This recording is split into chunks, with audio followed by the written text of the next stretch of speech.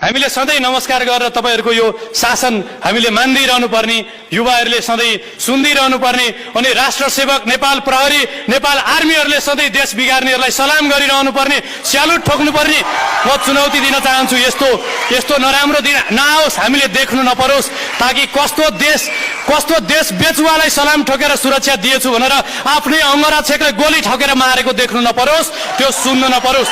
हामी गाली पनि गर्दैनौं र हामी सबैले एकबद्ध भएर उहाँहरूलाई भनौं, हामी आग्रह गरौं, हामी तपाईहरुलाई हात्तीवन गोदावरी र यो गोकर्ण रिसोर्ट बराबरकै घर बनाएर दिन्छौं, हामी पजेरो पनि दिन्छौं, हुस्की र पकेट मनी पनि दिउँला, शपिङ पनि गर्दिउँला, छोराछोरी पनि पढाइदिउँला। कृपया सल्लाहकार भएर बस्नुस्, देश चलाउन सक्षम र राम्रा युवाहरूलाई दिनुस्। जाबो एउटा पेट त कुकुरले पनि पालेको छ।